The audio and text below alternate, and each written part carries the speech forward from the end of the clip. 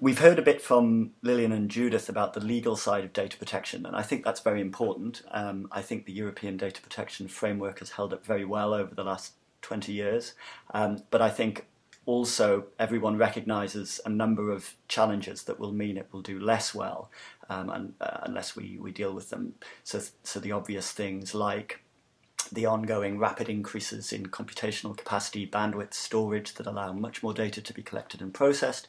The sensors we now have everywhere, whether that's CCTV cameras, mobile phone cameras, video cameras, ubiquitous computing sensors going forward. We have governments and companies that are very interested in amassing personal data. On the company side, for marketing purposes, companies like Form, profiling web usage in order to serve more targeted advertising.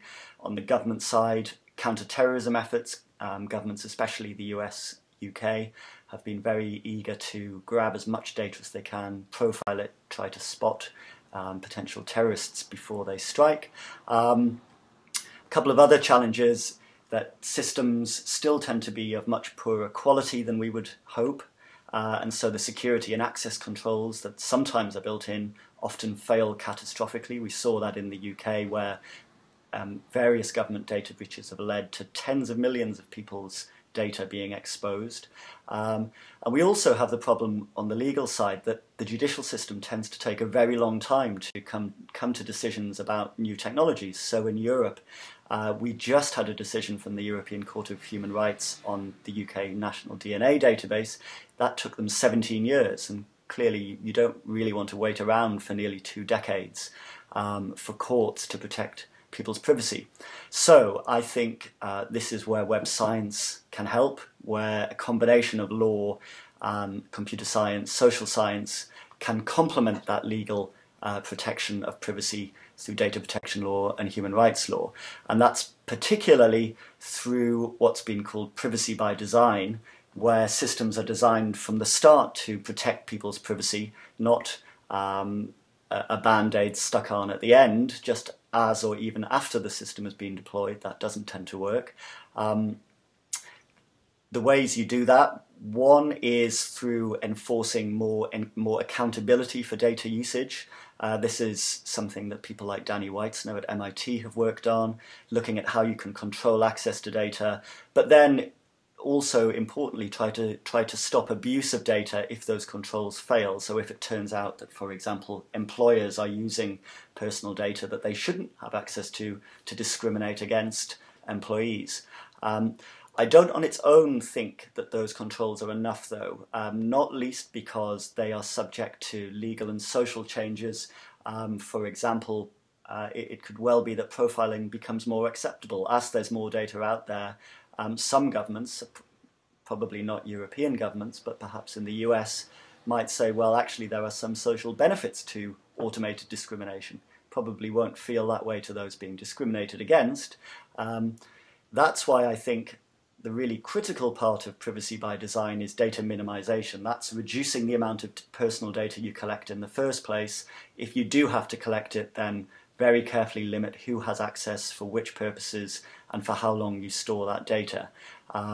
You can design systems in that way. I've written articles recently on this. The UK Information Commissioner's Office published a leaflet last year explaining a bit more about this approach.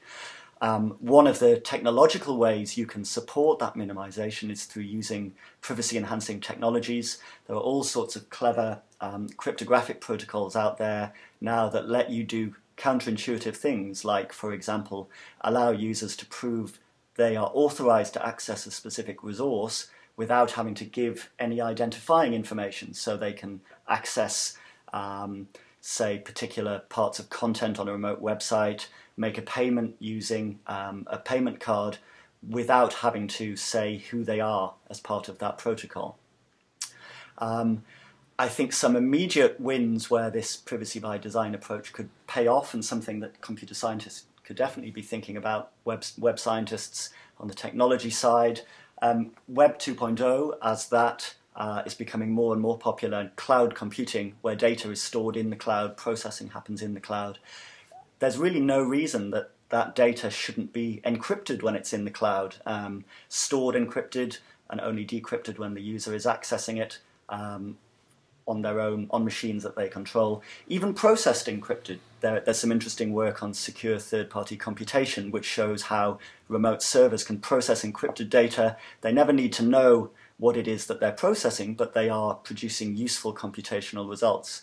I think also systems like Form could be designed in a way that does privacy-friendly targeted advertising. So leave the segmentation of your customers under their own control. Let them decide on their own machine, perhaps with help from code running on their machine, what types of adverts they'd like to see, but don't reveal that information directly to third-party advertisers. Use what's called private information retrieval protocols to download adverts without revealing which adverts are being downloaded or the identity of the person downloading them. So I hope those are some ideas that will spark off conversation at the conference. Sorry I can't be there to discuss them further, but I hope you found that useful today.